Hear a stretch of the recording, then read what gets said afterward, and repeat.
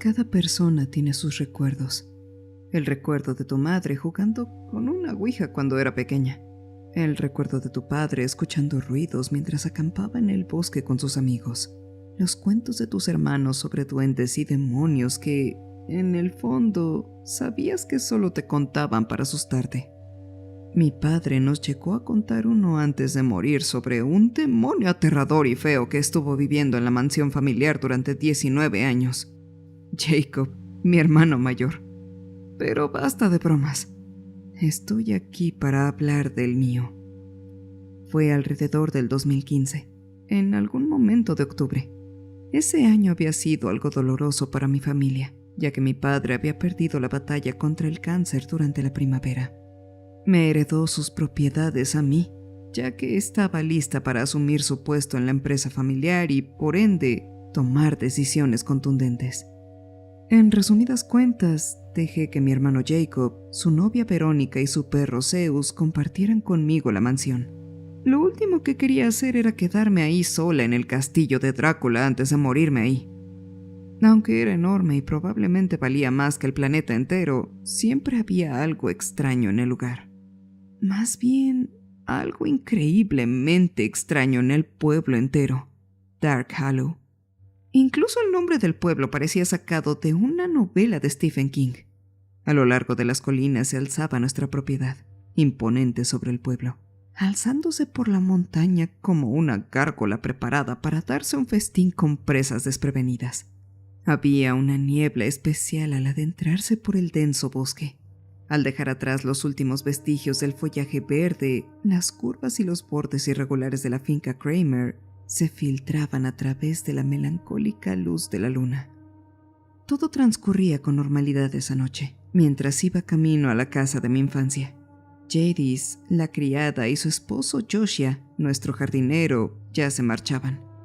Al salir del coche, el aire serpenteaba en un vals silencioso con la niebla amorfa que envolvía el terreno. Ese silencio, sin embargo, se sentía visceral e insidioso. No tenía ninguna razón tangible para preocuparme, pero no pude evitar sentir la necesidad de entrar corriendo. Mientras rebuscaba entre mis llaves bajo los arcos de piedra, finalmente lo vi. Sobre el tapete de la entrada había un disco que tenía escrito en color rojo: El Cordero. La curiosidad se apoderó de mí. Ese interés en aquello me llevó a una decisión de la que me arrepentiría el resto de mi vida. ¿Qué es eso?, preguntó Verónica mientras caminaba hacia el vestíbulo. Es una película, creo. Bromeé mientras les entregaba el disco a Verónica y a Jacob. Estaba frente a la puerta cuando llegué a casa. ¿No vieron quién lo trajo? No, ni siquiera sabía que alguien había venido hoy, admitió Jacob mientras Verónica asentía. Mis ojos se fijaron en el extraño disco. Oye, Jake, ¿puedes traer mi laptop de la cocina? Verónica estaba sentada conmigo en la sala y Jacob entró con mi computadora. Se la arrebaté y metí el disco en el reproductor. Siendo sincera, no sé muy bien qué esperaba. Quizás era la canción de algún horrible artista local o algo así, pero por alguna razón, un video era lo único que me pasaba por la cabeza. La pantalla se iluminó con la estética de lo que obviamente era una cinta de VHS. La pantalla entrecortada dejaba paso de vez en cuando a la imagen de una monja tocando la guitarra acústica para un grupo de niños. No paraba de cantar Tonight You Belong to Me, una canción antigua un poco escalofriante a mi parecer, y la cantaba casi como si el disco se estuviera repitiendo solo. ¿Qué clase de broma es esta?, gritó Jacob mientras Verónica y yo nos reíamos de él. Pero justo antes de sacar el CD y limpiar mi computadora de posibles virus, Verónica notó algo. Su cara. La monja del video empezó a perder algo de ella, como si su esencia de humanidad pareciera desaparecer. La única forma en la que podría describirlo hoy en día es como si su rostro comenzara a ser generado por una IA. moviéndose de formas antinaturales e imposibles. Ya no cantaba su canción, sino una versión retorcida, como si se hubiera quedado atascada en un bucle de principio a fin. Eso fue más o menos lo que pasó antes de que terminara sacando el CD y lo tirara a la basura. Los siguientes días transcurrieron con bastante normalidad. Jacob estaba fuera por trabajo esa semana. Recuerdo los inexplicables golpes nocturnos en la casa que solo podía justificar como el asentamiento de la madera vieja de la mansión. Finalmente llegó el día en que recogerían la basura y nuestras bolsas terminaron en el vertedero. Ese día, sin duda, hubo algunos crujidos extraños más de lo normal en la mansión, pero nada que me alarmara. Eran aproximadamente las 2 de la mañana cuando sentí que Verónica me despertaba de golpe. ¡Levántate!, susurró agitada mientras tiraba de mi brazo. ¿Qué? Antes de que pudiera moverme, casi me sacó de la cama. ¿Dónde está el arma? ¿Qué? ¿Para qué necesitas el arma? Mis ojos finalmente se adaptaron a la oscuridad. Sus ojos me devolvieron la mirada, mostrando un profundo miedo. Hay alguien en mi habitación. Sentí como si mi corazón se detuviera, como si se me hubiera abierto un agujero negro donde debería estar. Silenciosamente tomé la pistola de mi mesita de noche y salí al oscuro vacío del pasillo. La luz de la luna se colaba terroríficamente por los cristales. Sus rayos de luz creaban formas lúgubres con las sombras que creaba en la oscuridad. Llegamos a su habitación en silencio y agarré lentamente el pomo. Cada crujido de su puerta me producía escalofríos, alertando a mi cerebro de que algo terrible sucedería. Su habitación estaba tan silenciosa como una cripta, pero no se sentía tan inerte como una. Verónica encendió la luz y registramos su habitación buscando a alguien que pudiera haber estado ahí. Nada. Suspiró aliviada cuando salimos de ahí. Pero antes de que pudiera siquiera girarme para mirarla, algo se abrió paso a través del aire de los sinuosos pasillos de la mansión. Bajé a toda prisa las escaleras hacia el ruido, abriéndome paso por los pasillos tortuosos y oblicuos, con pistola en mano. Verónica y yo finalmente nos detuvimos en la cocina, mirando fijamente la puerta trasera, ahora abierta de par en par. Ahí, en la barra de la cocina, había un pequeño disco, el cordero. Verónica llamó a la policía, mientras yo cerraba la puerta trasera con llave. Encendimos todas las luces de esa maldita mansión y vimos la tele en la sala de estar de abajo mientras esperábamos a la policía. Los agentes debieron llegar unos 20 minutos después. Saludamos al agente Reynolds, un hombre pálido que parecía dedicarse a cosas ocultas, y la agente Carmichael, una mujer amable de piel morena. Reynolds y Carmichael revisaron la mansión sin encontrar nada. Recuerdo al agente Carmichael hablándonos mientras el agente Reynolds lucía absorto en algo en el patio trasero. El oficial Reynolds nos dijo a los tres que miraría afuera, mientras Carmichael seguía tomándonos la declaración. Debieron pasar solo unos 20 segundos hasta que los tres nos sobresaltamos al oír a Reynolds cerrar la puerta trasera de golpe. Apareció temblando visiblemente, con la piel aún más pálida que antes. Tenemos que irnos, le dijo a Carmichael. Y así nos quedamos solas en aquella casa abandonada. Sin detenernos a pensar, Verónica durmió en mi cama esa noche con Zeus. ¿Alguna vez has sentido que alguien te observa aunque no haya nadie? Así fue el día siguiente. Ojos constantes espiando desde cada sombra en esa maldita mansión. Aquello solo despertó el nuevo interés en Zeus por las rejillas de ventilación y los armarios. Les daba pequeñas inspecciones de olfato y luego simplemente se quedaba mirando. Ni siquiera el atractivo de los premios para perro pudo apartarlo de lo que lo llamaba. Ese día intenté seguir mi rutina lo mejor que pude. Limpié el ala este de la mansión con Jadis. Limpié la sala de música y cerré con llave. Preparé un desayuno tardío, llevé a Zeus afuera, cerré la sala de música y luego vi la televisión. Ese día también estuvo acompañado por los golpes ocasionales en la puerta, siempre de 3 en 3. Jacob estará fuera 3 días más, me advirtió Verónica mientras yo cerraba la puerta de la sala de música por lo que parecía ser la 10ª vez en ese día. Le contaste sobre el pequeño fantasma de anoche, ¿verdad?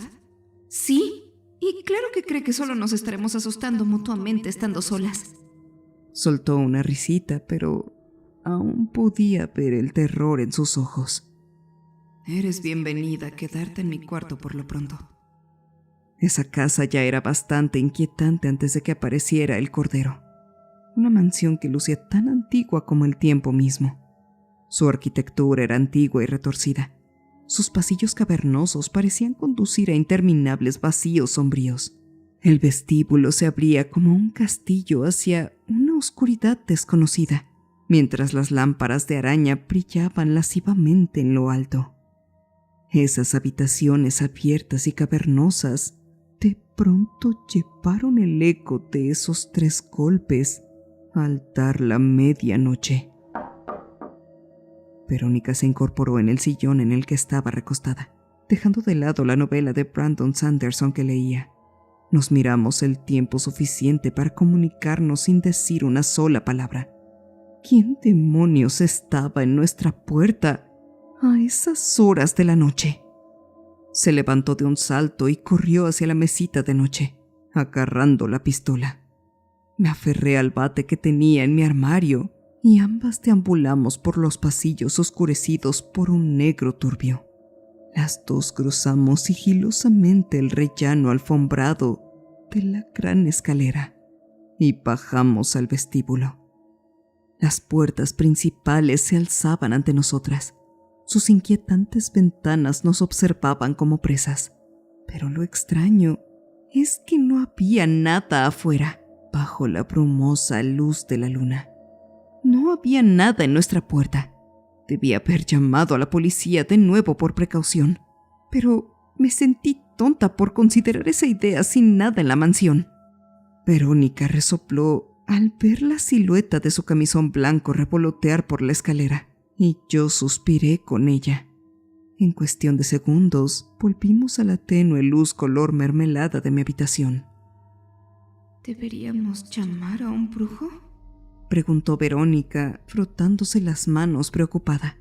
Me acerqué al tocador con las ojeras manchando la parte inferior de mis ojos. No se lo digas a Jacob. Se va a burlar de nosotras.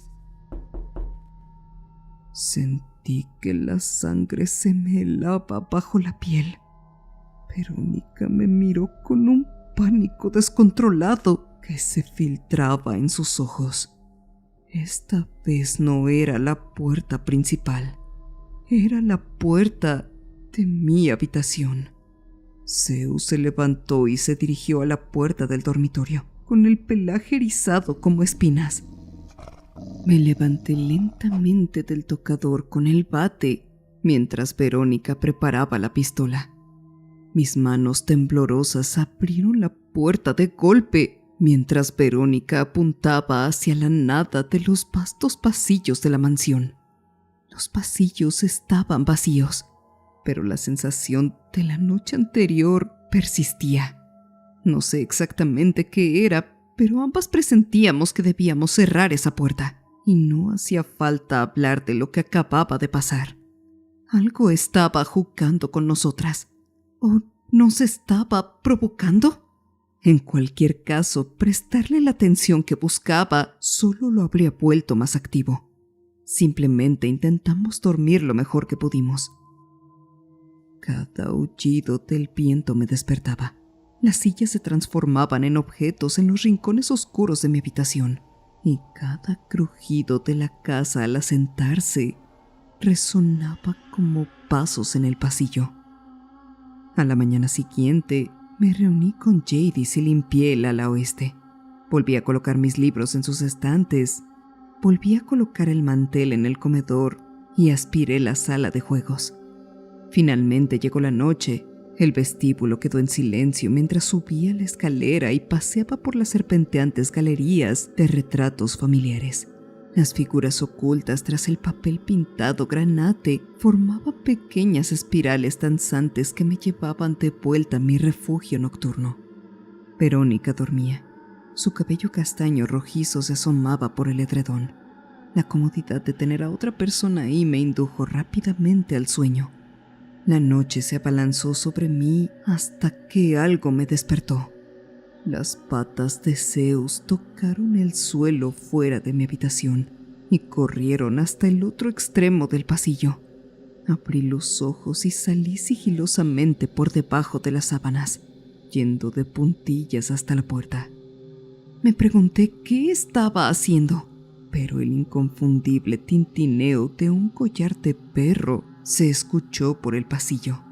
Mi mano se movió sin pensar, abriendo el pestillo de la puerta.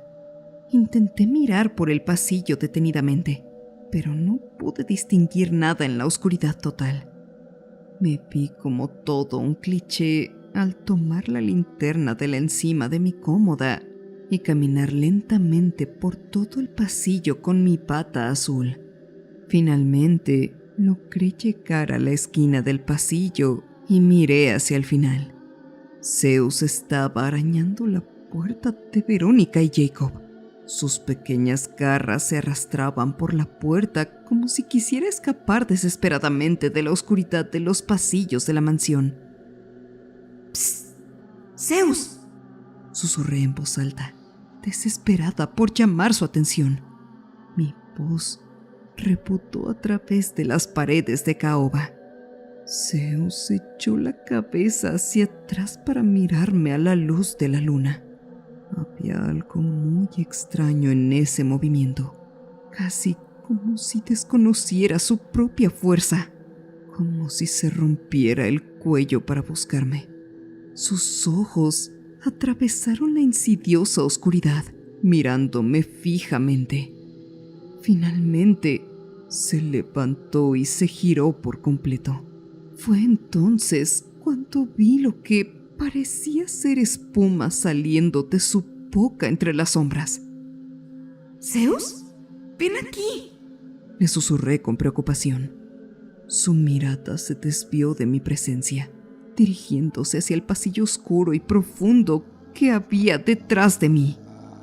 Fue entonces cuando oí el repiqueteo de unas patas y el tintineo de un collar de perro que se escabullía tras de mí, mientras el verdadero Zeus y Verónica salían hacia el pasillo. ¿Qué estás haciendo, Amy?, preguntó. Me quedé paralizada, mirando al Zeus que había llegado con ella, ahora de pie a mi lado, observando el pasillo. No pude responderle. Solo pude señalar al otro perro que acechaba en el borde de las sombras al otro lado del pasillo. Verónica abrió los ojos de par en par al ver a la criatura dentro de nuestra mansión. Empezó a tambalearse hacia adelante como si apenas estuviera aprendiendo a caminar. Su caminar extraño se desvaneció en las sombras del pasillo, donde la luz de la luna no llegaba. Zeus emitió un gruñido profundo cuando la criatura se fundió con las sombras turbias. Solo pudimos permanecer ahí, inmóviles como el aire agonizante, hasta que un crujido se hizo presente. Mis ojos se encendieron de miedo al ver la fuente del crujido. La silueta retorcida y sobrenatural de lo que debía haber sido una persona se abalanzaba por el pasillo. Sus brazos se extendían ante ella con crujidos inquietantes, mientras su columna vertebral y su cabeza se deslizaban con movimientos antinaturales. Verónica arrastró a Zeus en sus brazos y corrió por el pasillo conmigo. Una furia de garras recorrió el pasillo mientras bajaba rotando las escaleras tras Verónica. Tropezamos por los pasillos curvos hasta que llegamos a la gran escalera. Al llegar a la salida, esa criatura dejó saber su repugnante furia con un último gemido que desgarró el vestíbulo.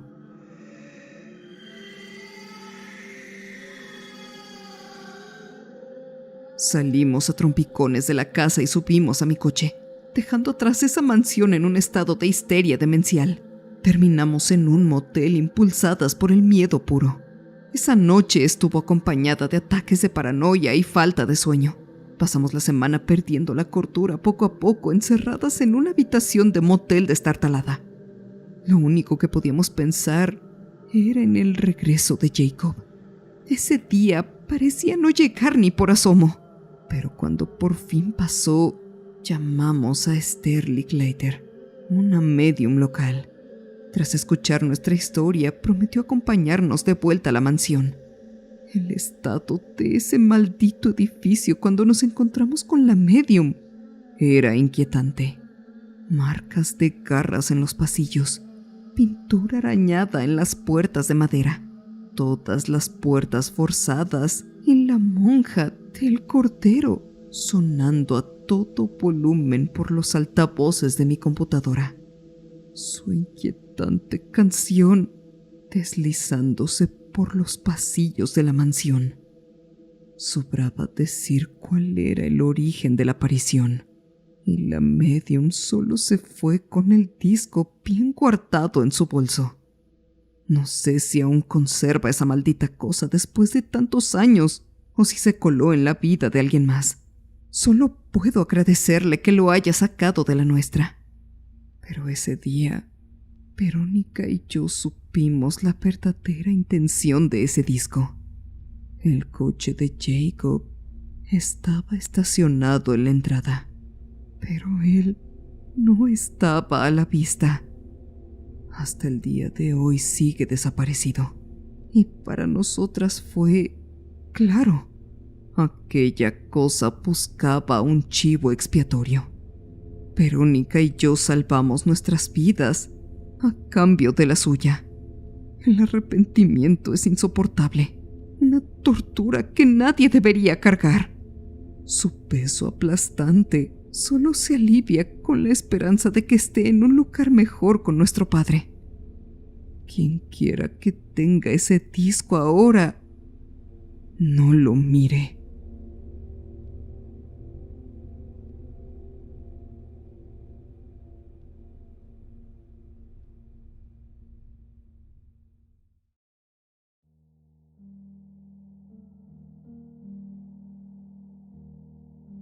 No tuve una infancia normal. Digamos que fue una poco convencional, pero no culpo a mi madre. Ella hizo lo mejor que pudo. La vida de una madre soltera es dura, sobre todo en los 80. Trabajaba muchísimo, así que Scott y yo, mi hermano mayor, no la veíamos mucho. No sé mucho de mi padre.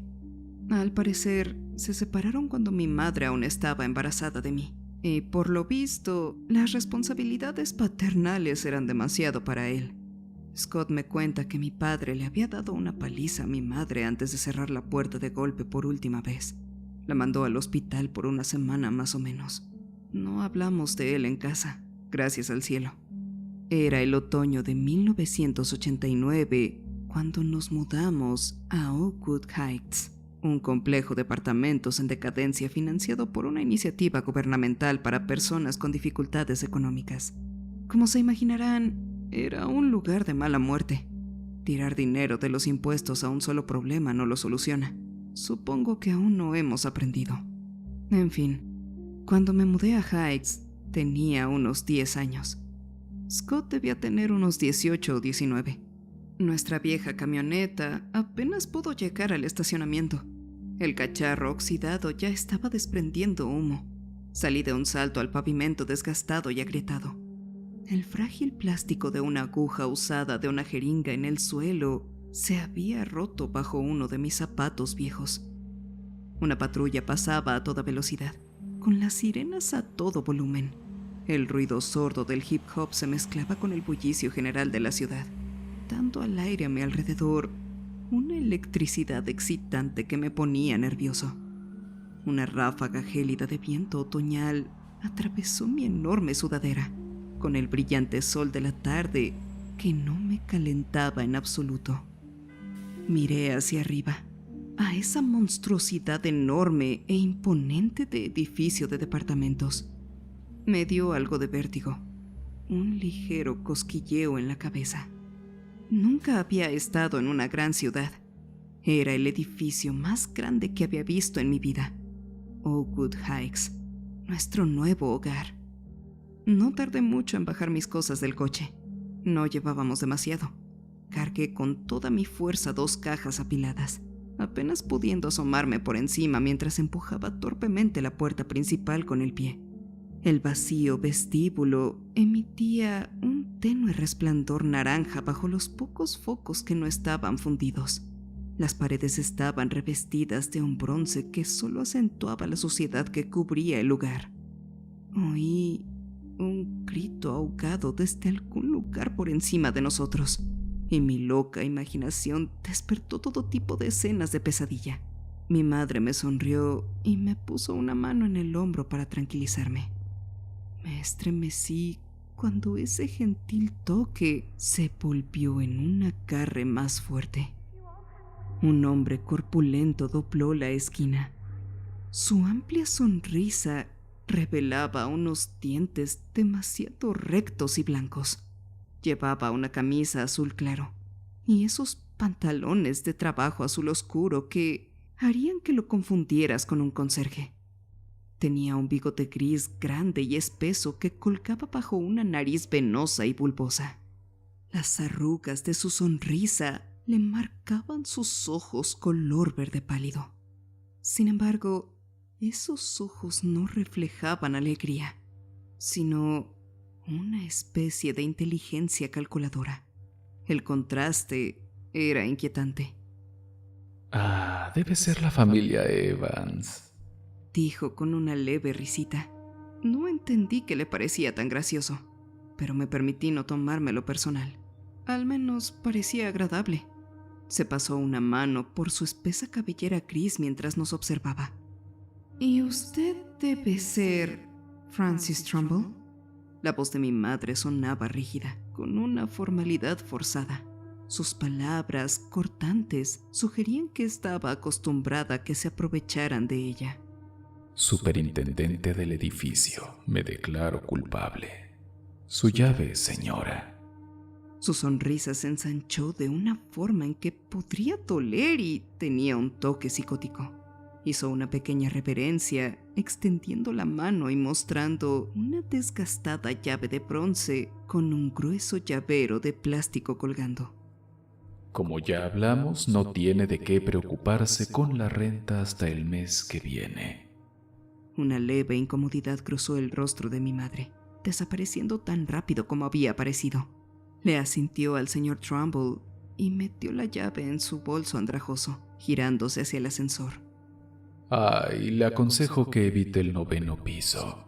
Me temo que hay un problema terrible de moho. Tóxico, de hecho. No se usará en un buen rato. Nos dijo, alzando la voz. Subimos en ascensor al 12º piso. Había 16 pisos en total, contando esos botones de plástico grasientos. El 9 había sido arrancado a propósito, dejando un agujero negro y siniestro que parecía mirar a tu interior. Intenté ignorar la sensación de que este ascensor luchaba por soportar nuestro escaso peso, tambaleándose y chirriando al subir. La sonrisa de mi madre se desvaneció al apoyar una mano en la pared mugrienta. Un fuerte ding anunció nuestra llegada a nuestro piso. Nos tambaleamos tumultuosamente una última vez y nos detuvimos en seco. Las puertas se abrieron con un chirrido, revelando un pasillo con una alfombra gruesa. Esa misma moldura de bronce barata nos guiaba hacia nuestro nuevo hogar. El lugar no era genial, pero tampoco parecía ser tan horrible, al menos no desde la perspectiva de un niño de 10 años. Todo estuvo bien, al menos por un tiempo. Logré adaptarme bastante bien considerando todo. El constante sonido de las sirenas de la policía, los gritos ahogados, las risas, la música y las discusiones de los departamentos que nos rodeaban, incluso uno que otro disparo esporádico, dejaron de molestarme después de tanto tiempo. Hice un par de amigos en el colegio y todo iba tan bien como puede serlo para una familia monoparental en aquel pozo negro sumido en la pobreza. Eso fue hasta que Scott desapareció. Recordando todo, no he podido evitar reírme de mi ingenuidad.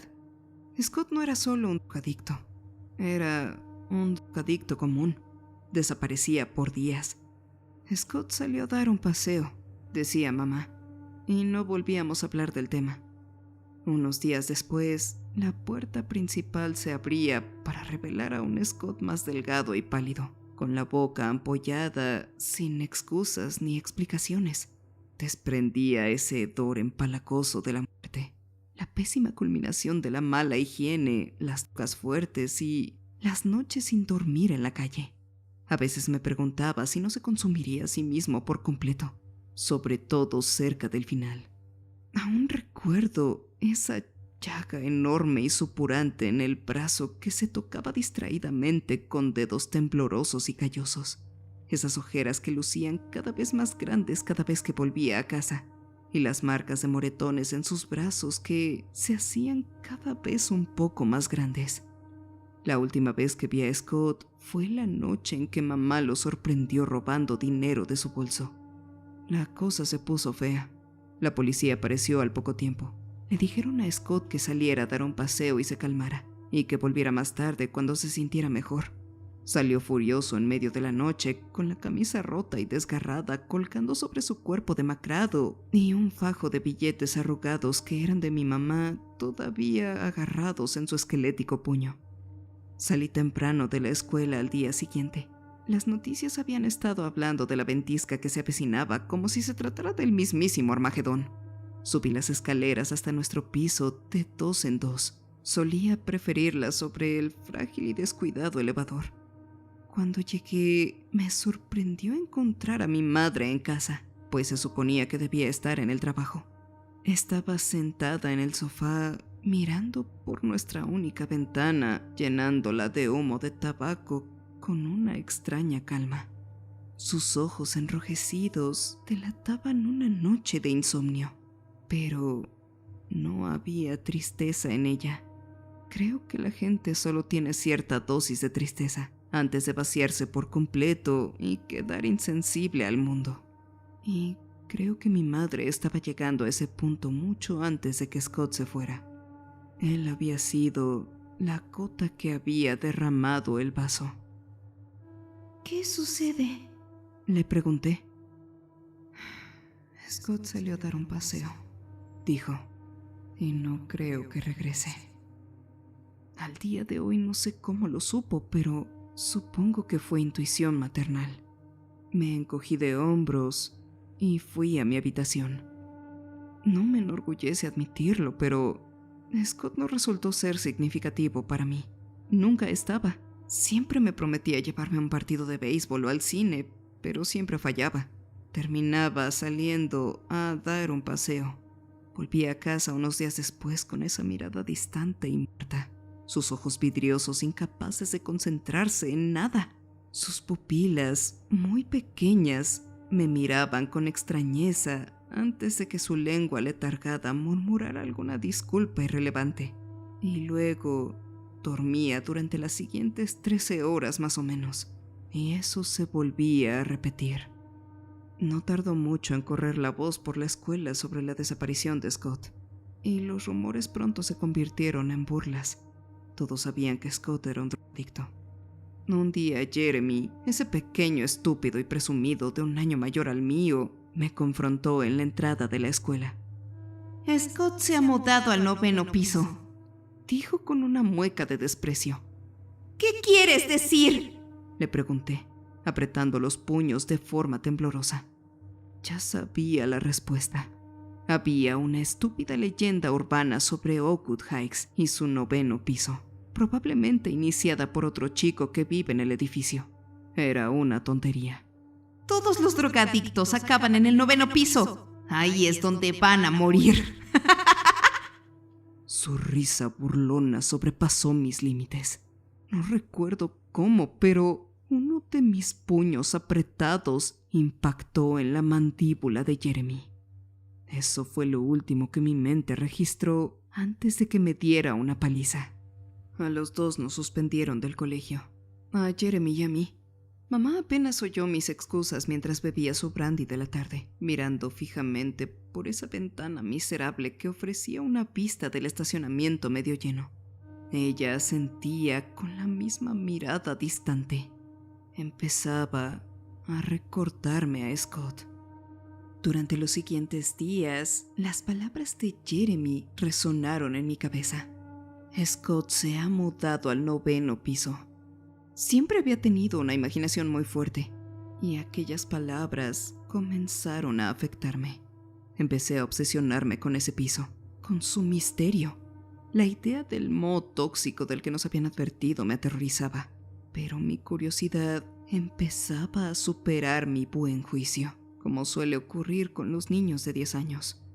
Esa misma noche bajé sigilosamente por una escalera oscura. El edificio a mi alrededor seguía tan lleno de ruidos como siempre. Portazos, gente gritando, música a todo volumen. El bullicio constante de Oakwood Heights se había vuelto tan habitual que casi ni lo percibía. Me detuve ante un par de grandes puertas metálicas cerradas por dentro, con un enorme 9 blanco pintado. Un pequeño cartel de prohibido el paso colgaba en el centro, con una pequeña y elegante calavera y huesos cruzados por debajo. Las puertas no dejaban entrever lo que había más allá. Pegué la oreja al frío acero y escuché silencio. Frustrado, volví al apartamento. Mamá roncaba fuertemente, desparramada nuevamente en el sofá. Pensé en el botón del número 9 que faltaba en el ascensor, en ese agujero negro como una herida abierta. De repente tuve una idea. Tomé un lápiz con la mano dolorida y me dirigí al ascensor. Tenía un ojo medio cerrado por la hinchazón y me dolía muchísimo, pero lo ignoré. Apreté con determinación el botón de bajar y arrastré los pies con impaciencia entre los crujidos del viejo ascensor. Una mezcla de emoción y ansiedad me invadió las entrañas mientras las puertas se abrían con un fuerte chirrido. El agujero negro donde debía estar el botón del 9 llamaba mi atención, dándome escalofríos. Introduje el lápiz ahí, presionando con fuerza. Al principio no pasó nada. El ascensor simplemente permaneció inactivo. Frustrado, presioné un poco más fuerte y finalmente escuché un sonido satisfactorio. Las puertas del ascensor se cerraron mientras bajaba. No fue hasta que bajé del 10º piso que me di cuenta. ¿Y si el señor Trumbull decía la verdad sobre el moho? A los 10 años no sabía qué era el moho tóxico, pero sonaba bastante serio. Desde luego no estaba listo para morir, pero era demasiado tarde para volver atrás. Me armé de valor, apreté los dientes y esperé. Las puertas parecieron abrirse en cámara lenta. Lo primero que me impactó fue el penetrante olor a desinfectante. Olía a hospital. Una luz fluorescente blanca y brillante se reflejaba en un suelo impecable. Era extraño.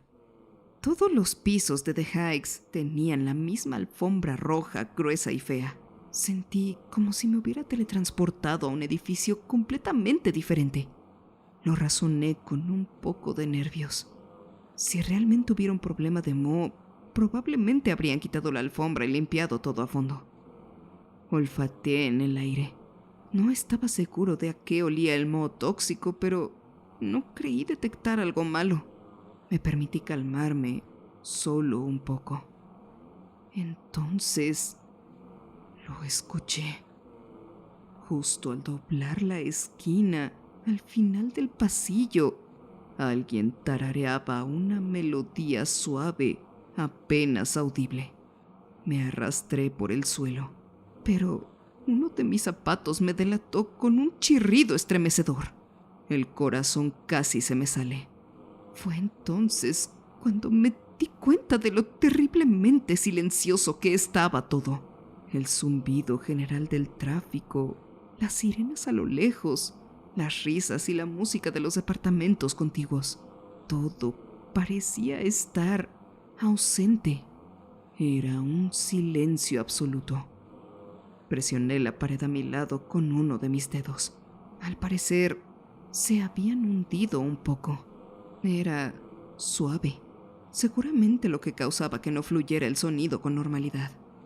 Con ello, un escalofrío me recorrió la espalda. Algo andaba muy mal ahí. La sensación cesó de pronto. Pasos. La sangre me subió a la cabeza mientras regresaba al ascensor tan silenciosa y rápidamente como pude. Con un andar torpe, entre caminar de puntillas y trotar. Me desesperé al ver una placa de acero que cubría los botones para subir y bajar con una cerradura en el centro. Me quedé mirando las puertas metálicas del ascensor un rato, con mi mente frenética, luchando por mantener mi cordura intacta mientras el terror me llenaba el estómago. Los pasos se acercaban, el corazón me latía con fuerza y mi cerebro le gritaba a mis piernas que corrieran. Y finalmente obedecieron. Salí del ascensor y empecé a tirar de los pomos de las puertas de los supuestos departamentos a ambos lados del pasillo. Las dos primeras estaban cerradas. De pronto, vi un pie salir desde una de las esquinas. Alguien venía. Un segundo más y me atraparían. La tercera puerta que probé estaba, afortunadamente, sin llave. Me sumergí en la oscuridad del apartamento, cerrándola con el máximo cuidado. Estaba completamente oscuro en esa habitación. Respiré con calma lo mejor que pude, tragando saliva contra las ganas de vomitar mientras la sangre me golpeaba los tímpanos. Me quedé de pie en esa oscuridad absoluta, esperando. Se me erizó el vello de la nuca. La adrenalina me subía a la sangre sin control. Respiraba tan fuerte que estaba seguro de quien quiera que estuviera en el pasillo me oiría, hasta que decidí contener la respiración por completo. Esa respiración ruidosa y áspera no era mía. Algo estaba encerrado en esa habitación conmigo. Una mano fría y húmeda me tocó el hombro. Lo sentí como un trozo de carne cruda y helada. Grité, arremetiendo con brazos y piernas contra cualquier criatura que me acechara en esa maldita oscuridad. Un hedor dulzón y nauseabundo me hizo cosquillas en la nariz. El hedor de un cuerpo sin lavar y un consumo excesivo de drogas.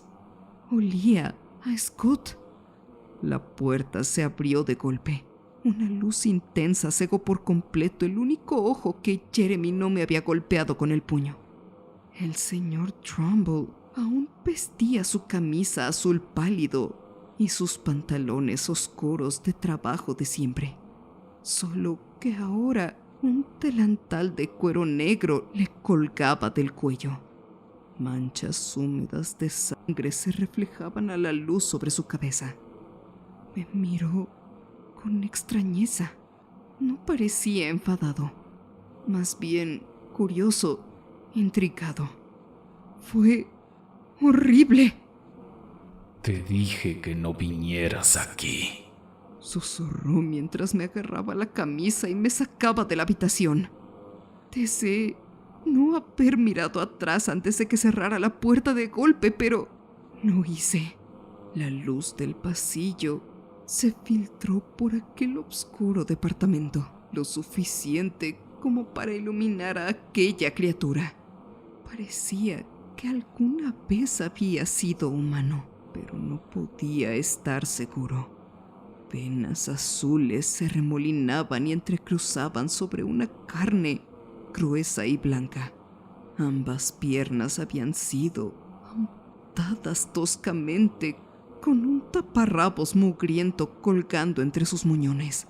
Se arrastraba por el suelo con 6 o 7 brazos como un insecto. Brazos que habían sido unidos quirúrgicamente a su repugnante torso. Un trozo de carne colgada, estirada y morada había sido cosida sobre su boca, y el tejido que ya había cicatrizado lo sellaba. 2 fosas nasales negras aspiraban aire, mientras que chorros de mocos se balanceaban perezosamente bajo su barbilla, como si se tratara del péndulo de un reloj. Mechones de largo cabello negro colgaban de un cuero cabelludo descamado y plagado de viruela. Sus ojos nublados y lechosos estaban completamente blancos, testimonio de una vida en la oscuridad. El señor Trumbull le lanzó una mirada asesina a la bestia, y ésta se escabulló hacia las sombras más profundas de su celda. Cerró la puerta de golpe, dándole un buen tirón para asegurarse de que estuviera cerrada. Ay, ¿qué voy a hacer contigo? Negó con la cabeza con tristeza, mientras me arrastraba por el pasillo en dirección a donde había venido. Lamentos espantosos y gritos confusos y furiosos a ambos lados del pasillo llenaron mis oídos. Golpes furiosos y arañazos frenéticos sacudían cada puerta del departamento en su marco. El caos auditivo era frenético. ¡Los estás molestando! Gritó el señor Trumbull por encima de mis gritos de horror. No me había dado cuenta de que había estado gritando mientras me arrastraba por aquella casa de los horrores. Me sacudió con fuerza. ¡Cállate! ¡No se lo diré a nadie! Grité, con lágrimas corriendo por mi rostro. ¡Por favor, déjeme ir a casa! Mis piernas flácidas e inútiles se arrastraban por el piso, con mis zapatos chirriando suavemente. Sentí un calor emerger por mi entrepierna, y mi mente poco a poco comprendió que me había orinado encima. Cuando llegamos al final del pasillo, me arrojó a una habitación iluminada, una especie de oficina. Caí en posición fetal, demasiado aterrorizado como para abrir mi ojo sano. Me quedé ahí tendido durante lo que parecieron varios minutos. Siéntate, dijo el señor Trumbull, con las comisuras de los labios extendidas por la diversión. Abrí un ojo y miré nerviosamente a mi alrededor. Montones de papeles estaban ordenados sobre un escritorio. Una enorme pizarra ocupaba casi toda la pared del fondo, con todo tipo de fórmulas científicas y diagramas biológicos escritos y dibujados con una mano apresurada y ansiosa. Varias esposas metálicas yacían en el borde del escritorio, algunas aún manchadas con sangre seca. El señor Trumbull señaló una silla de plástico frente a su escritorio, juntó las manos y apoyó la barbilla en ellas. Su largo bigote era manipulado entre sus dedos. Me miró con esos ojos verde pálido. Intenté hacer lo que me pedía, pero mis piernas traidoras cedieron y me desplomé de nuevo en el suelo. Todos son adictos, chico. Unos asquerosos degenerados a los que intento ayudar. Me quedé mirándolo fijamente. Intento que sus vidas tengan sentido, ¿no lo ves? Seguí mirando, intentando formular alguna súplica o exigencia. Cualquier cosa. Mira, Se levantó con un gruñido, apretándose las manos contra la espalda baja. ese desafortunado percance con Señaló hacia el pasillo. aquel hombre que viste hace un momento. Negó con la cabeza, con tristeza. Parecía muy prometedor, hasta que una infección le arrebató las piernas. Su cuerpo no aceptó mis experimentos como esperaba. Ya veo. Las palabras apenas salieron de mi seca garganta. Entiendo lo que hace. Es alguien bueno, pero me tengo que ir a casa. Algo en esos ojos verdes me detuvo y me quedé paralizado. Había algo mucho más allá de la sociopatía en aquellos ojos, algo que trascendía en el ámbito de la enfermedad mental. Este hombre era completamente malvado y muy peligroso. ¿Qué voy a hacer contigo? Preguntó, mirando hacia arriba, cerrando los ojos y frotándoselos con los dedos. ¿Sabes por qué me encanta trabajar con adictos, chico? La policía no los busca. No resulta sospechoso. Solo se van de sus casas como hacía tu hermano Scott. Suspiró profundamente. Tú, en cambio, vas a causar problemas, dolores de cabeza. Vas a llamar la atención innecesariamente sobre este edificio. Al día de hoy, no sé de dónde saqué el coraje. Su mención de Scott despertó algo dentro de mí, algo más allá de la rabia, más profundo que la ira. Podía imaginar lo que quedaba de lo que solía ser mi hermano, encerrado en la oscuridad de una de esas oscuras paredes, con su cuerpo mutilado hasta quedar irreconocible. Una rabia estalló en lo más profundo de mí. Aproveché la oportunidad que me dio el señor Trumbull con sus ojos cerrados. Tomé unas de las esposas del escritorio tan rápido y silenciosamente como pude. Aún se tallaba los ojos y los lagrimales cuando le puse una de las esposas metálicas en la muñeca y la otra en una barra metálica fijada al escritorio con la misma rapidez. Abrió los ojos de golpe y arqueó las cejas con una expresión cómica de sorpresa. Espera, Dijo. hablemos. No le di oportunidad de decir nada más. Salí corriendo de aquella miserable oficina tan rápido como me permitieron las piernas, resbalando en los azulejos. Corrí por el pasillo con unas tintineantes llaves que ni siquiera recordaba haber tomado. Revisaba las numerosas llaves tratando de lidiar con la incomodidad de mis pantalones mojados. No tardé mucho en encontrar la llave para abrir el panel del elevador. Apreté el botón de subir y, con un crujido, el ascensor comenzó su larga subida hasta donde yo me encontraba, desde algún lugar en las corruptas entrañas de aquel edificio olvidado por Dios. Esperé impaciente entre los aullidos, bufidos y gruñidos que provenían de las puertas cerradas de los departamentos de aquel lugar. Mi vejiga estaba vacía, y esa había sido la única razón por la que no me había vuelto a orinar. He repetido la siguiente parte tantas veces en mi mente que no estoy seguro de si realmente ocurrió de aquella manera. Creo que sí, o al menos me gustaría creerlo. Mientras el ascensor llegaba al 9º piso para recogerme, corrí de vuelta por el pasillo y empecé a abrir puertas, una tras otra, hasta llegar de nueva cuenta al ascensor. Oía las puertas crujir lentamente al abrirse, con gemidos y quejidos procediendo de aquellos horrores olvidados en la oscuridad. No miré hacia atrás mientras corría por el suelo blanco, abriendo una puerta tras otra. Las puertas del ascensor se abrieron justo cuando terminé.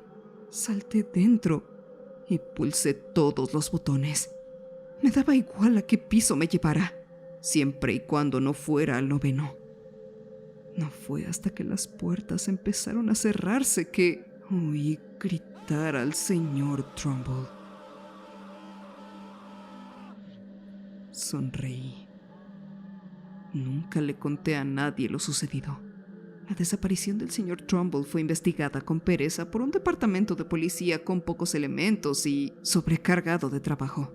Y finalmente se cerró la investigación con hallazgos inconclusos e incongruentes. Oakwood Heights encontró un nuevo superintendente de edificios, un vecino que trabajaba como portero en una docena de propiedades de la ciudad y casi nunca pasaba por aquí. Se enteró del moho tóxico por algunos de los inquilinos y, sin darle importancia, prometió encargarse del asunto. Pero nunca lo hizo. No sé por qué, pero volví al 9º piso un par de meses después. Había estado obsesionado con el señor Trumbull y con sus monstruos, y una pregunta me carcomía la mente como un cáncer. ¿Por qué? Había escondido sus llaves en una caja de zapatos en mi armario al fondo. Esta vez subí las escaleras. Aquellas pesadas puertas verdes se abrieron lentamente hacia adentro y me recibió un escenario en ruinas, rodeado de muerte en descomposición. El potente hedor de todo aquello me dejó sin aliento. Era palpable. Me lloraban los ojos y me ardían las fosas nasales. Las terribles monstruosidades del señor Trumbull aparentemente habían muerto de hambre. Parecía como si se hubieran estado devorando entre sí hasta su final. Caminé entre la carnicería que se extendía ante mí, con los restos de sus experimentos esparcidos por el suelo y a media descomposición. Me dirigí a su oficina, pasando por encima del cadáver demacrado de una mujer con innumerables ojos sin vida que le sobresalían de la frente, con mechones de piel revelando el brillante cráneo blanco que se escondía por debajo.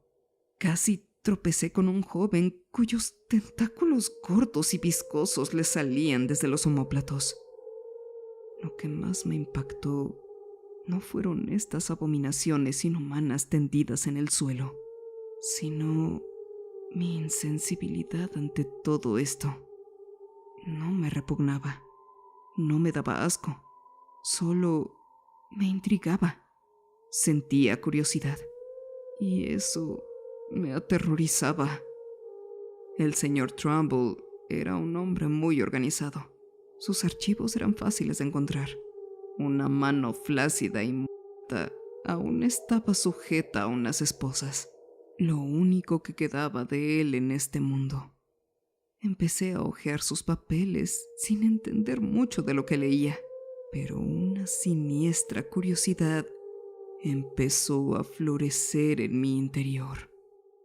Tomé sus archivos, todos, y cerré el 9º piso tras unas puertas metálicas.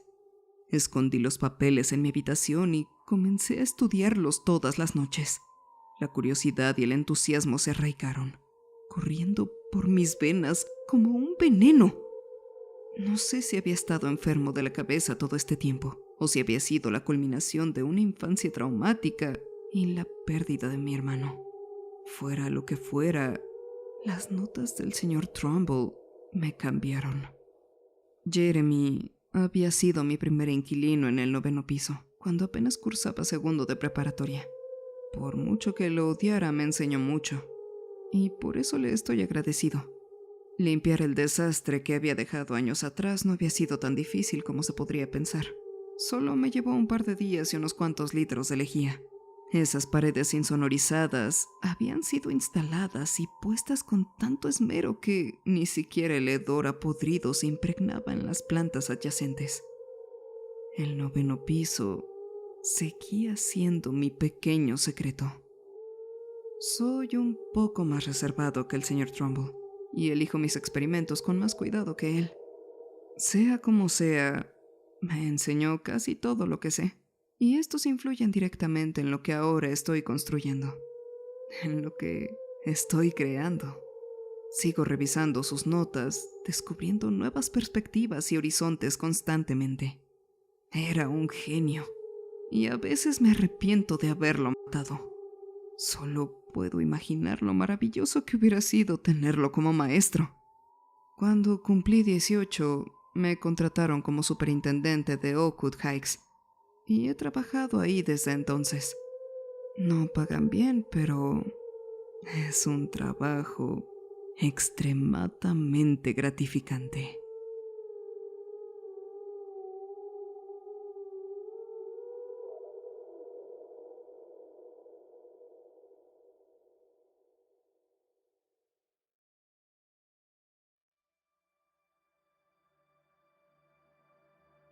Todo empezó con una visita al bar. Unos amigos me habían invitado a tomar algo después del trabajo. Como todos trabajamos en la fábrica de acero de este pueblo rural que solo cuenta con 2 semáforos, eso significaba que nuestra única opción era Dusty. Dusty es lo que coloquialmente se le llamaría bar, y era el único que teníamos en el pueblo. Es un pequeño lugar en medio de la carretera donde puedes beber cerveza rebajada, escuchar música country, gastar dinero en la rocola, jugar al billar o ligar con los 7 u 8 borrachos medio muertos que había ahí cada noche. Si vas a Dusty por el ambiente, te vas a decepcionar. La mayoría de nosotros íbamos a ver a los que trabajaban en otras cosas en el pueblo para el único otro negocio fiable, el negocio maderero, para beber demasiado y pelearnos sin sentido con gente que tampoco estaba preparada para pelearse. Aquella noche en cuestión era lo que llamaríamos una noche tranquila. Me había tomado unas 3 jarras de cerveza barata, y la única pelea que habíamos visto había sido cuando la esposa de alguien había entrado a sacar a su marido a rastras de la fulana con la que estaba hablando junto al escenario. Ninguno de los dos era muy bueno con los golpes, y cuando finalmente el resto de los del bar decidieron darle una paliza al marido y arrastrarlo hacia el estacionamiento, les dije a los chicos que me iría a dormir temprano. Era casi medianoche, y el bar estaba más lleno de gente que de costumbre. Hey, pero ni hablar de que tomes un taxi a estas horas. Mejor quédate. ¿Por qué no podría tomar un taxi? La compañía Sandy comienza a trabajar desde las 3 de la mañana casi todas las noches. Charlie, el amigo que me había dicho que no pidiera taxi, se recostó en su taburete para mirarme. Mi primo Dwayne dice que los taxis no llegan tan lejos como hasta aquí después de las 10. Han tenido problemas con gente desaparecida. Puse los ojos en blanco, moviendo el taburete hacia atrás para no caerme. Estaba más borracho de lo que creía, y no quería caerme delante de mis amigos. Sí. Llevo oyendo de esa clase de historias desde pequeño. Dile a tu primo que no se crea todo lo que lee en internet. Di un paso tambaleante hacia la puerta, agarrando la barra con la mano mientras la habitación daba vueltas. No, Protestó Charlie. esto no es algo de hace poco. Dicen que los taxis han estado viniendo a recoger pasajeros, pero que cuando llegan no hay nadie esperando. Es un gran misterio, y nadie sabe muy bien qué pensar. Me reí de él. No estaba de humor para escuchar nada de eso. Salí tambaleándome de Dusty, sacando mi celular mientras intentaba buscar el número de Sandy en Google. Lo había usado tantas veces que ustedes pensarían que lo recordaba, pero en ese momento y con el alcohol encima, no recordaba casi nada. Tras 2 intentos fallidos, di con el número y, tras 3 largos timbrazos, me atendió la encargada. Taxis de Sandy, ¿en qué puedo ayudarle? Hola, necesito un taxi para el bar de Dusty. Había oído el clic de las teclas al otro lado del teléfono, pero al saber mi ubicación, pareció cambiar su tono de voz. Lo siento, señor, pero ya no mandamos taxis a Dusty. Miré el teléfono con el ceño fruncido, sin estar muy seguro de haberla escuchado bien. ¿Qué clase de compañía de taxis de un pueblo pequeño no manda taxis en el bar más grande? ¿Por qué? Lo consideramos demasiado perjudicial. Supongo que Charlie tenía razón. Bueno, ¿y a qué altura podrían mandarme un taxi? Se oyó un tecleo fuerte y cuando volvió a hablarme, casi parecía susurrar, como si algo o alguien pudiera oírla. Hay una parada de autobús cerca de Richmond. La compañía la señaló como la parada más cercana a Dusty, donde podemos recoger clientes. ¿Richmond? Eso está casi a 5 cuadras de aquí. Lo siento, señor, pero si necesita un taxi tendrá que caminar hasta allá. Consideré volver adentro a esperar a los demás, pero llegué a la conclusión de que ya estaba listo para irme. De cualquier forma, un paseo a solas probablemente me vendría bien. Bien, los veo ahí en 30 minutos. La operadora dijo que enviaría un taxi y me colgó enseguida. Con eso resuelto, comencé mi caminata por el arcén de la carretera. Por suerte, el clima era bastante bueno para ser principios de junio. Los pinos a la izquierda del camino, el lado por el que caminaba, se mecían con el viento. Y de pronto sentí escalofríos. La espesa mata de árboles parecía extenderse por kilómetros, y cuanto más caminaba, más sentía que algo me estaba observando. La sensación era poco más que un cosquilleo, la leve atención de algo que no podía ver, pero cuanto más avanzaba, más sentía esa mirada. Intenté restarle importancia, diciéndome que solo me sentía algo nervioso después de una larga caminata en plena noche. Pero al oír el crujido de los arbustos a mi lado, aceleré el paso. Intenté convencerme de que había asustado a un ciervo o un zorro y que se iría en cuanto me oliera. Me tenían más miedo a mí que yo a ellos. En cuanto se dieran cuenta de mi presencia, se largarían. Sin embargo, cuanto más caminaba, más pensaba en las desapariciones de las que había hablado Charlie. No me gustaba mucho escuchar las noticias, ni siquiera tenía una suscripción por cable. Pero, a pesar de eso, me había sorprendido no haber oído nada sobre esos secuestros, o lo que sea de lo que se tratara. La idea de que algo me estuviera observando desde el bosque con la intención de convertirme en su próxima víctima me hizo acelerar un poco más el paso, y tuve que contenerme para no correr mientras avanzaba por la carretera. ¿Qué haría al llegar a la parada del autobús si no había ningún taxi esperándome? ¿De verdad sería capaz de quedarme sentado en la terminal esperando mientras lo que fuera que estuviera allá afuera me observaba? Me quité esa sensación de encima, sintiéndome ridículo. Seguramente se trataba tan solo de un mapache, una zarigüeya o algo así. Que pareciera ir en la misma dirección que yo no significaba que tuviera malas intenciones. Intenté ignorar el suave sonido de los arbustos y las ramas al romperse bajo mis pies, pero cuanto más avanzaba, más difícil se volvía no hacerles caso. Era solo un animal, me dije. Lo había molestado con lo que sea que lo hubiera traído esa noche y ahora sentía curiosidad por mí. Pronto seguiría su camino. Me dejaría en paz si lo ignoraba. Me lo repetía una y otra vez, pero cuanto más avanzaba, más difícil me resultaba creerlo. Parecía acecharme desde dentro del bosque oscuro, un depredador con carne humana en la mira. Imaginaba que se parecía a una especie de gato cazador, con la cabeza cuadrada y el cuerpo largo y esbelto. Se escabullía silenciosamente a mi lado, planeando su ataque mientras se preparaba para saltar. ¡Qué tontería!, me dije. No había nada ahí, solo me estaba poniendo paranoico. Imaginaba el sonido de unas patas grandes y planas sobre las ramas de pino.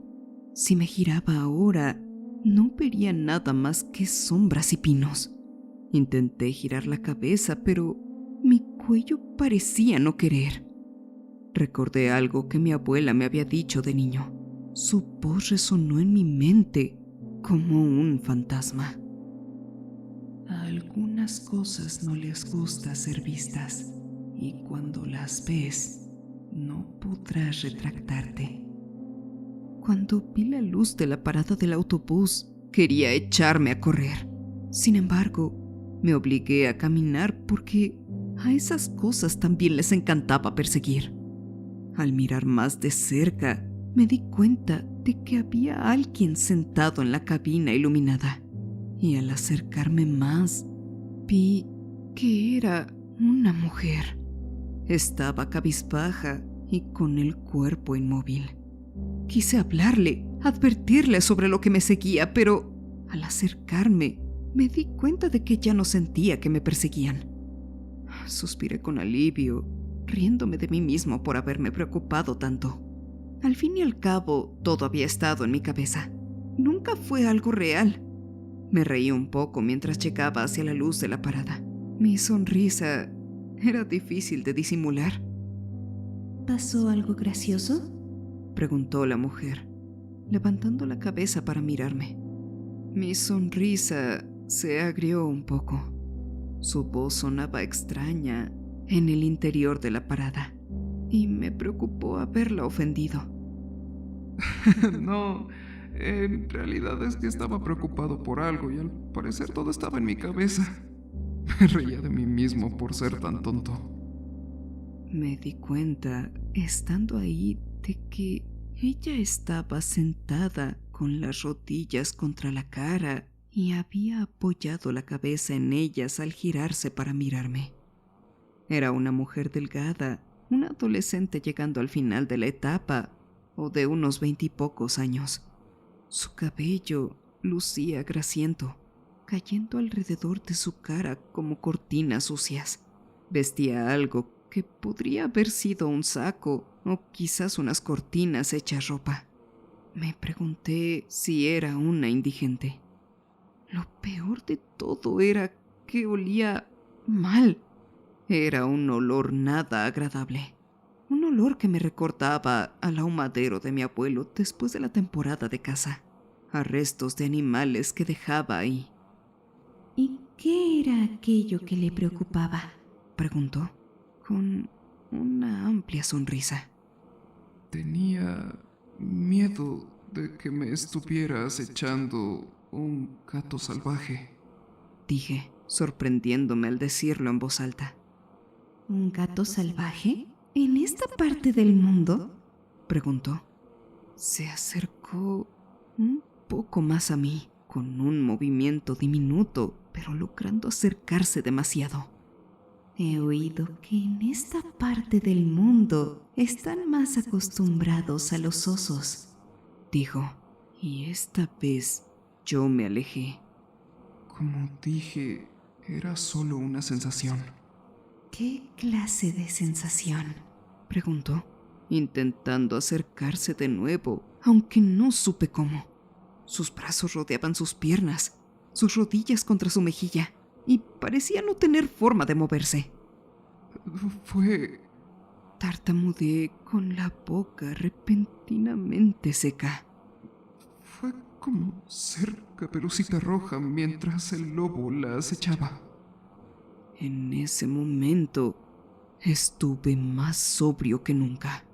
Entre la criatura y esta chica se me había bajado toda la bebida. Y de repente me pregunté si la criatura se habría ido porque la había olido. Su sonrisa amenazó con cortarle las mejillas. Me imagino que fue emocionante. ¿Disfrutó sintiéndose como la presa por una vez? Su sangre le exigía correr, pero su mente insistía en que caminar sería más seguro. ¿Sabías cuánto tiempo quería perseguirte?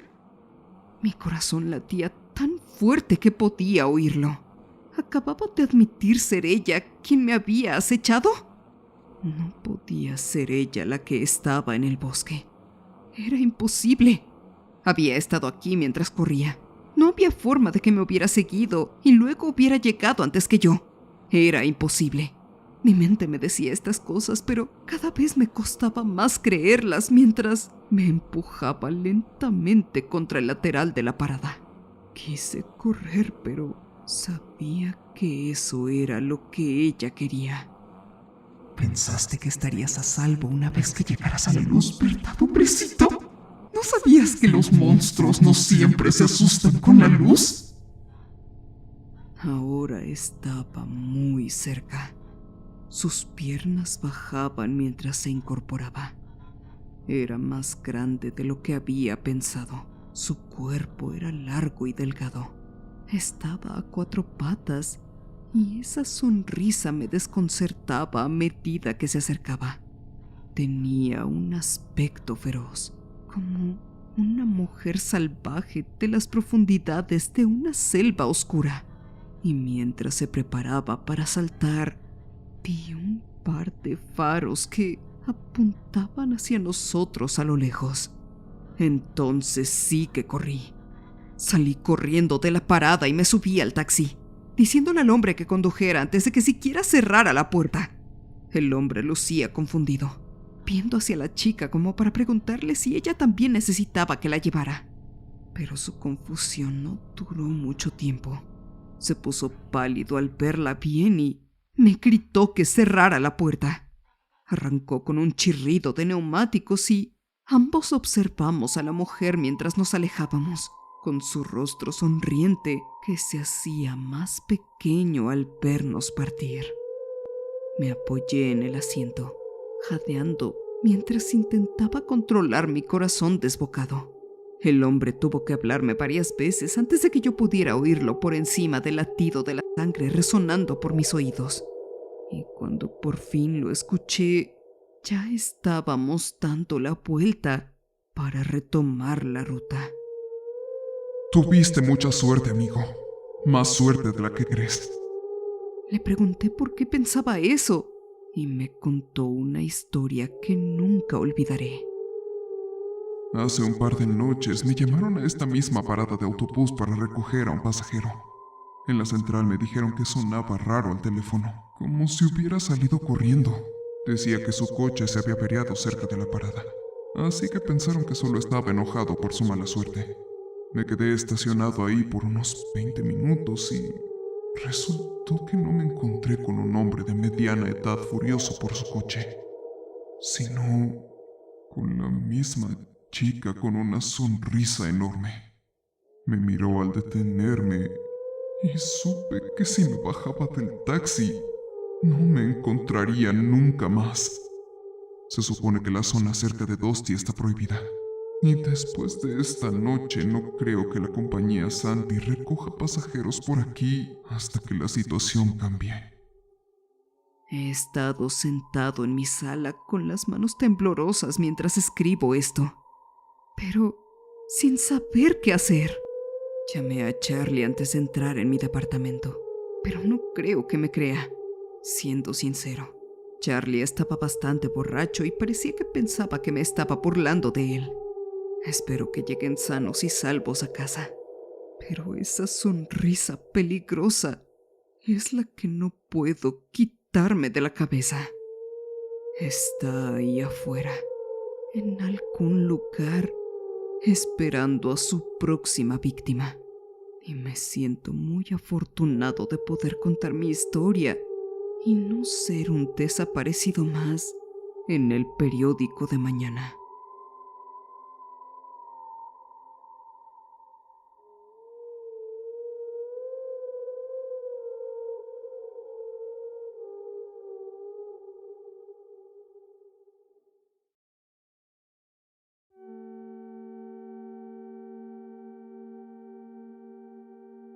Las luces fluorescentes de la habitación 613 nunca se apagan por completo, Incluso de noche brillan débilmente, proyectando una luz enfermiza que hacía que las sombras se formaran en rincones extraños. Las había estado viendo por ¿horas? ¿Días?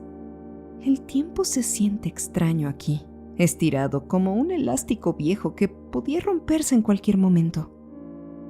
Desperté en esta habitación hace una semana, o por lo menos eso me había dicho el Dr. Evans. Lo primero que noté no fue el inusual olor a lejía, ni la estructura metálica de la cama atornillada al suelo, ni siquiera la malla metálica incrustada en el cristal de la ventana. Lo que había notado primero había sido la mancha de agua en el techo. Una mancha marrón e irregular que a veces parecía ser una cara cuando la miraba en desenfoque. Intentaba no verla directamente. Sentía que en cualquier momento parpadearía. Y a veces, cuando la veía por un tiempo prolongado, el techo parecía alargarse hacia arriba, expandiendo la habitación en un vasto espacio vacío, sin paredes ni fin. Pero entonces parpadeo y vuelve a ser solo una habitación, pequeña y sofocante. Dicen que me llamo Jane. Solo Jane, como si fuera algo sin mayor importancia. El Dr. Evans me lo había dicho durante nuestra primera sesión, con sus gafas de montura metálica reflejando la luz de tal manera que no lograba ver sus ojos. Viviste un evento traumático, Decía, mientras escribía algo en esa libreta de cuero que siempre cargaba consigo. Algo rompió tu realidad. Estamos aquí para ayudarte a reconstruirlo todo. ¿Reconstruirlo? Pero, ¿con qué fragmentos? Siento que mi mente es una habitación vacía, resonando con pasos que podrían ser los de mis recuerdos.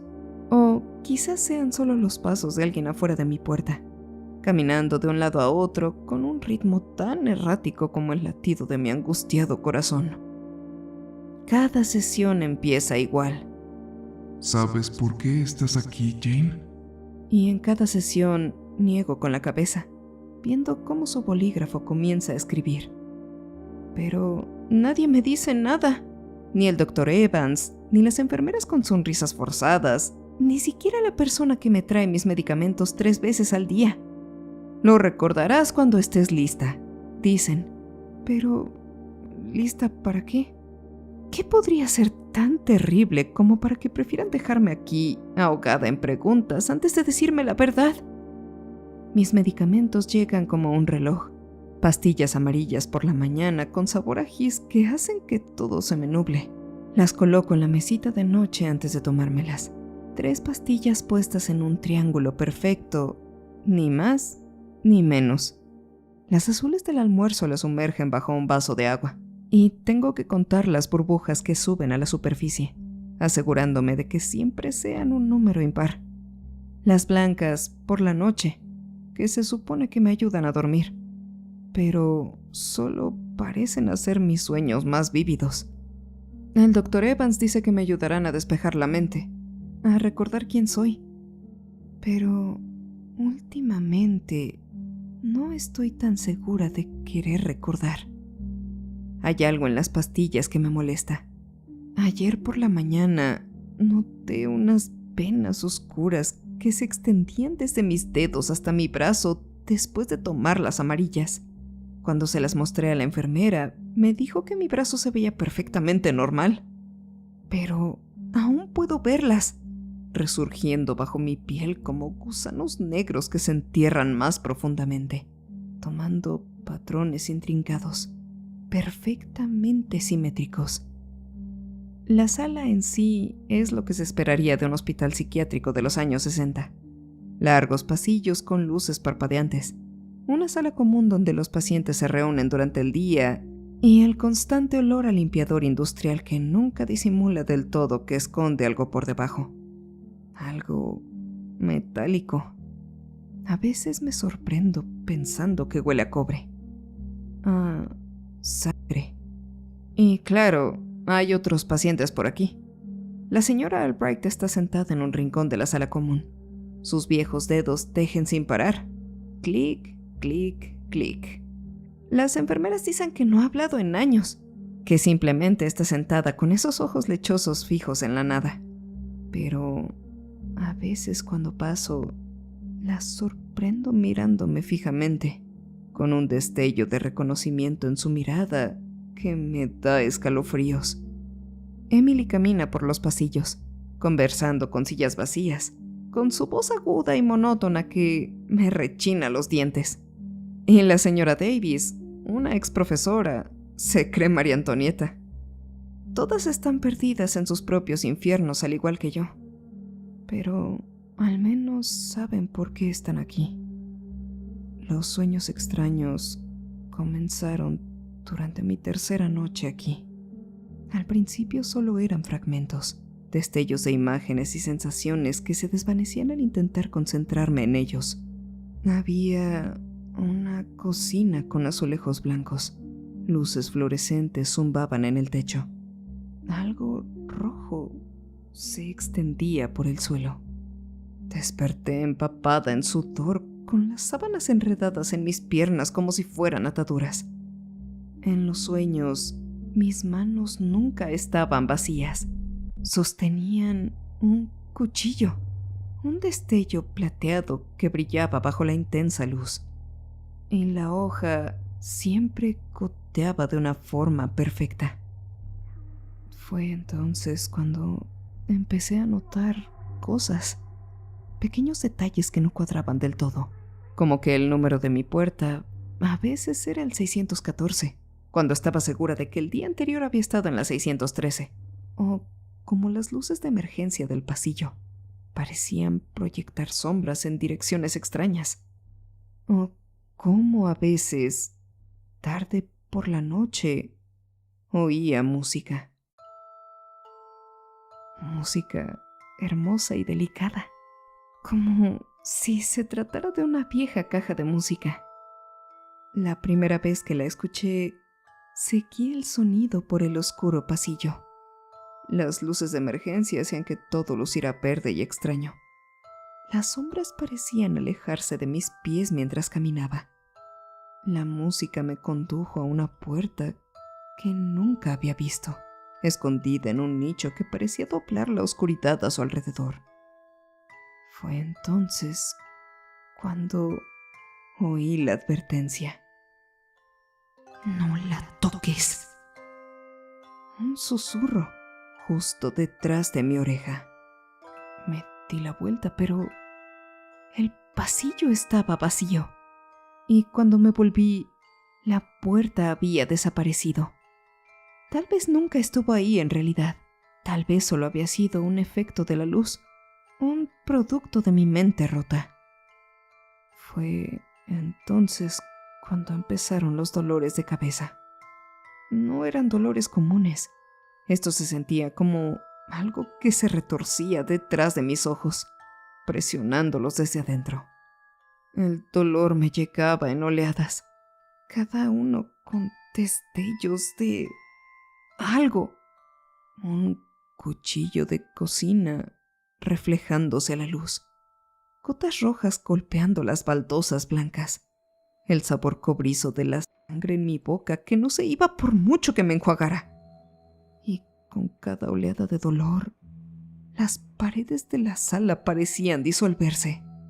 Los rostros de los demás pacientes se transformaban en máscaras grotescas, sus voces en una cacofonía de gritos y susurros. Intenté contárselo al Dr. Evans durante nuestra sesión matutina. Su bolígrafo dejó de moverse por la página mientras se lo decía, tan solo por un instante, lo justo para que me preguntara qué me estaba ocultando.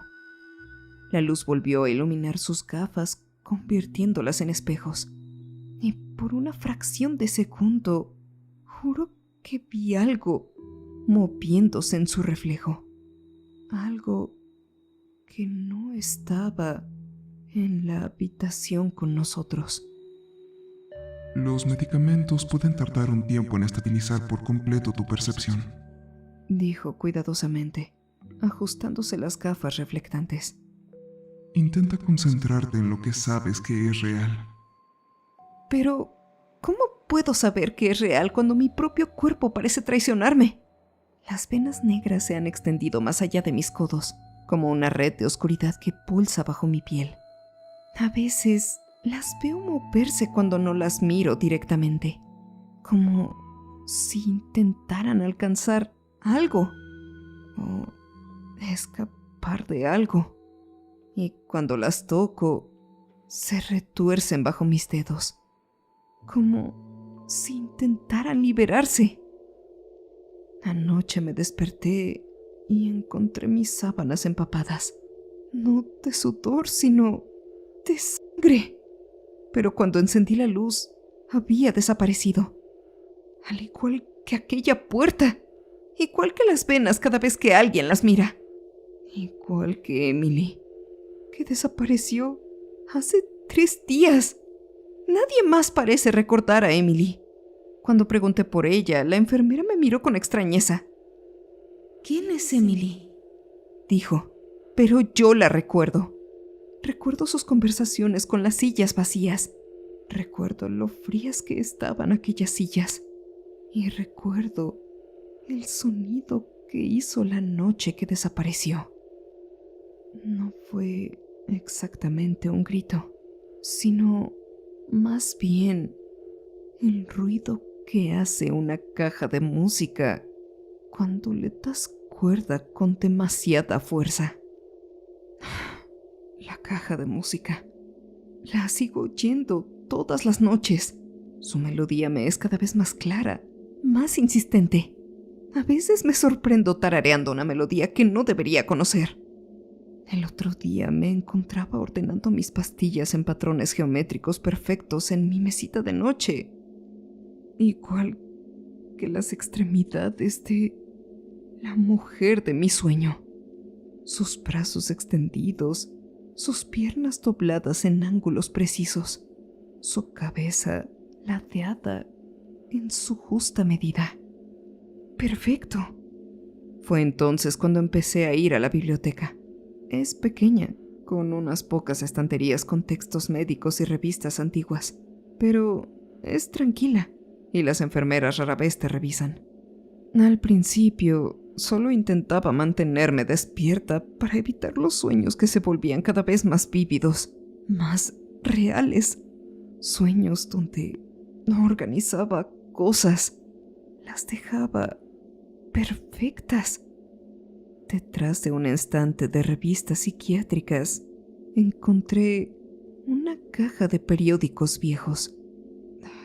Me temblaban tanto las manos que apenas podía sostenerlas, pero los titulares se me quedaron grabados en la mente. La destripadora de Riverside cobra su 6ª víctima. Asesina atacó a mujeres jóvenes. Asesina de la caja de música detenida. Los artículos databan de 1963. Describían una serie de asesinatos.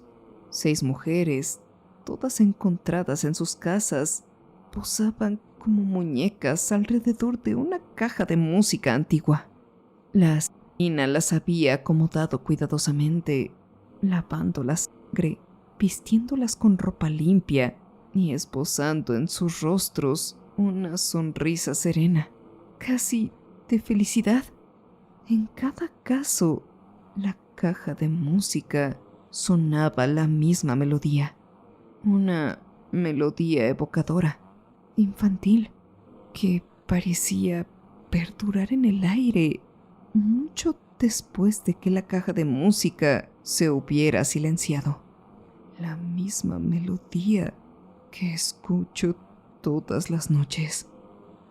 El último artículo incluía una fotografía de la caja de música, de latón ornamentado y madera oscura, con delicadas filigranas en los bordes. La reconocí al instante, aunque no sabía de dónde.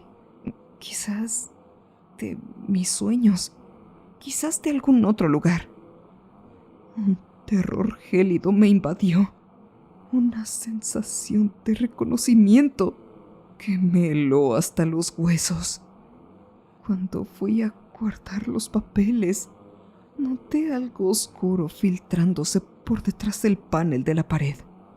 Al principio pensé que solo era agua, pero al tocarlo, mis dedos quedaron pegajosos, rojos. El panel se movió bajo mi mano, revelando un espacio estrecho detrás. Dentro había un cuaderno, no el del Dr. Evans. Este era antiguo, un cuaderno en cuero con las páginas amarillentas y quebradizas. La letra se parecía a la mía y las hojas tenían la fecha hasta 1963. Entrada tras entrada describía los arreglos más perfectos, las sonrisas más hermosas, la música más maravillosa. 14 de julio. La música guiaba mis manos. Era mucho más hermosa así, en paz. Por fin. 2 de agosto. Dio lucha y fue un desastre, pero la música la tranquilizó. Todos encuentran la paz con el tiempo. 10 de septiembre. 3 esta vez. Una familia. Se ven tan felices ahora, congelados para siempre, en un momento de alegría. El cuaderno se me cayó de mis manos temblorosas. Los recuerdos ya no eran fragmentos. Ahora fluían con una claridad cristalina y perfecta. Cada detalle, cada arreglo, cada hermosa pose, el aroma metálico de la sangre, la sensación de la piel fría, el reflejo de la luz en la hoja. Ahora lo recuerdo todo. Empezó con mi casa de muñecas cuando tenía 7 años. Todo tenía que estar perfecto. Los pequeños muebles colocados en ángulos rectos perfectos. La pequeña familia posaba en cuadros impecables. La mamá en la cocina, el papá en su estudio, los niños en la mesa, cada uno colocado con precisión matemática. Si alguien los movía, aunque fuera un poco, sentía una presión en el pecho. Una insoportable sensación de incomodidad que no desaparecería hasta que todo volviera a ser perfecto. A medida que fui creciendo, mi necesidad de perfección aumentó. Mi habitación estaba impecable. Libros ordenados por altura y color. Perchas separadas exactamente por 2,5 centímetros. Esquinas de la cama dobladas en ángulos precisos de 45 grados. El mundo exterior era un caos, pero en mi espacio todo era perfecto. Todo estaba controlado. El primer crimen no fue planeado. Era mi compañera de piso y era tan desordenada. Platos tirados en el fregadero, ropa tirada por todas partes, marcos de fotos torcidos. Intenté arreglarlo mientras dormía, pero siempre lo arruinaba todo. Siempre devolvía el caos a mi perfecto orden. Esa noche sonaba mi caja de música. La antigua caja de música que mi abuela me había regalado, a la que le había dado cuerda para dormir. ¡Qué melodía tan bonita! Cuando vi el cuerpo de mi compañera desparramada en un ángulo tan horrible, supe lo que tenía que hacer. La acomodé a la perfección, cada extremidad en el ángulo justo, con una expresión pacífica y serena, preciosa. La caja de música sonaba mientras trabajaba, con su melodía guiando mis manos. Después de eso, no podía dejar de ver imperfecciones por todas partes. Toda esa gente viviendo vidas caóticas y asimétricas. Pero yo podía arreglarlas. Podía hacerlas perfectas, igual que yo. La asimilación de todo esto me golpeó como un puñetazo. Me tambaleé hacia atrás, jadeando. La biblioteca parecía inclinarse y balancearse a mi alrededor. Los libros en los estantes se difuminaban en formas distintas. La melodía de la caja de música resonaba en mis oídos cada vez más fuerte, más insistente. De repente, una mano me agarró del hombro. Me giré y vi al Dr. Evans detrás de mí, pálido y demacrado. Jane, Dijo en voz baja y seria. tenemos que hablar. El agarre del Dr. Evans en mi hombro se hizo más fuerte, mientras la habitación parecía bailar a mi alrededor. Los estantes de la biblioteca parpadeaban como estática en una pantalla rota, y por un instante sentí que caía, pero no físicamente. Era una desorientación aún más profunda, como si mi mente hubiera sido desprendida capa por capa, dejando solo nervios en carne viva. Ahora lo recuerdo, susurré, sintiendo aquellas palabras como unas extrañas en mi boca. Los maté a todos. El Dr. Evans asintió lentamente. Sus gafas reflejaban la luz de esa forma desconcertante que le nublaba la vista. Sí, Jane, lo hiciste. Y llevamos mucho tiempo intentando ayudarte a comprenderlo. La biblioteca se disolvió ante mis ojos en un instante. No hubo un desvanecimiento lento, ni una disminución gradual de su brillo. Solo un parpadeo. Y había desaparecido. De pronto, en un abrir y cerrar de ojos, estaba en una habitación de hormigón, austera, fría y brutalmente real. Las paredes estaban pulcras, salvo por los leves arañazos que, al parecer, yo había tallado en la superficie a lo largo de los años. Diminutas notas musicales grabadas en líneas irregulares. Me quedé sin aliento al mirarme las manos. Las venas negras habían desaparecido. Los patrones palpitantes habían sido reemplazados por una piel pálida, marcada por tenues cicatrices y callos. Llevaba ropa de prisión, naranja brillante, de una pieza rígida contra mi piel. Frente a mí, el Dr. Evans, si es que ese era su nombre, estaba sentado en un taburete metálico con una carpeta gruesa sobre el regazo. No había libreta, ni polígrafo, ni gafas de montura metálica. Solo un portapapeles y una expresión cansada y resignada en el rostro. ¿Dónde está la habitación 613? Dije, mientras las palabras se me escapaban de la garganta. El Dr. Evans no respondió de inmediato. En cambio, abrió la carpeta, sacó una fotografía en blanco y negro y la deslizó sobre la mesa. No quería mirar, pero no pude evitarlo. La foto mostraba un cuerpo posando en el suelo en un cuadro grotesco, con brazos y piernas doblados en ángulos inhumanos. Su rostro estaba sereno, sus labios curvados en una leve sonrisa artificial. Una caja de música estaba junto a ella, con la tapa abierta, aunque ya no sonaba su melodía. Esa fue tu primera víctima, Dijo el Dr. Evans en voz baja. tu compañera de cuarto, Hannah Brooks.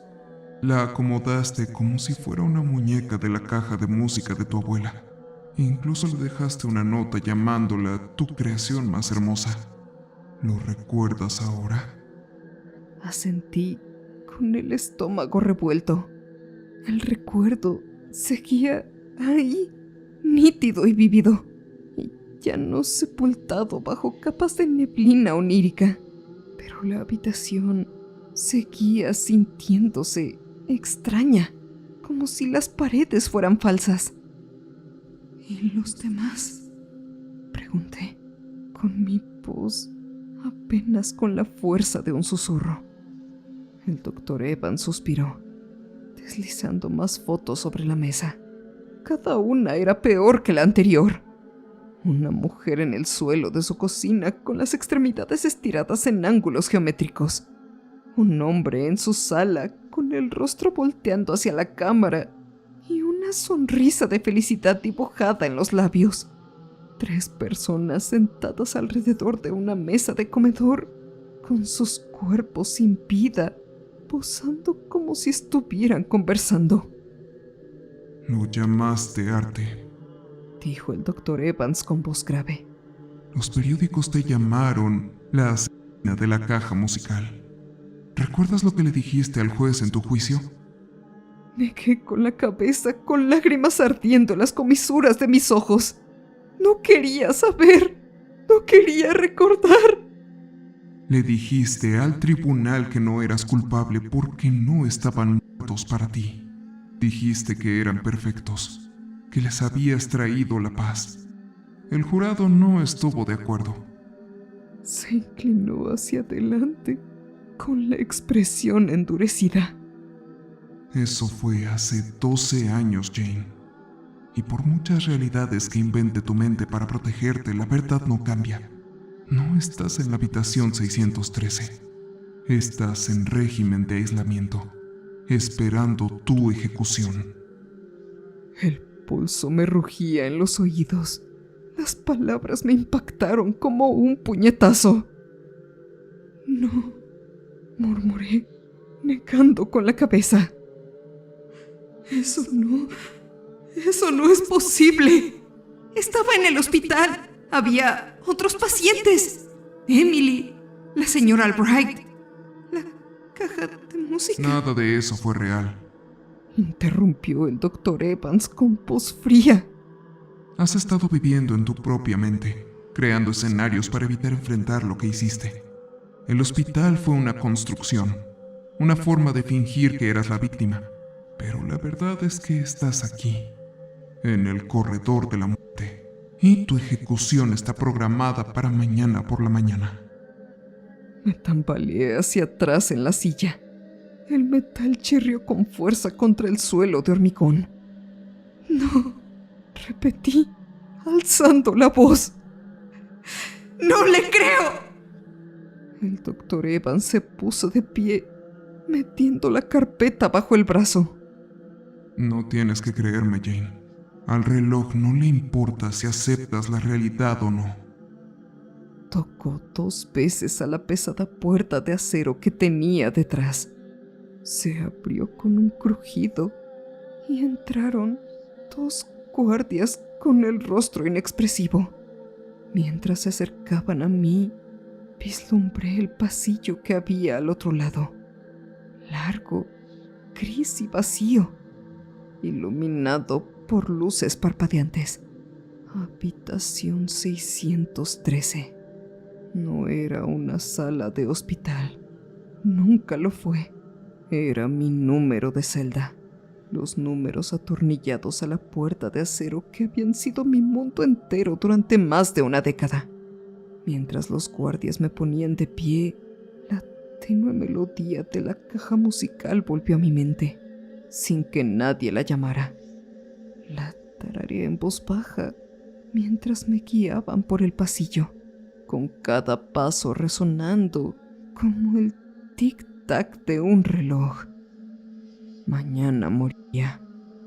Pero cuando llegó el momento y los guardias abrieron la pesada puerta de la cámara de ejecución, no vi la camilla esterilizada que me esperaba, sino una habitación llena de gente. Todos me miraban fijamente y sus caras me resultaban familiares. Señora Albrecht, Emily, señora Davis. Todas estaban sonriendo.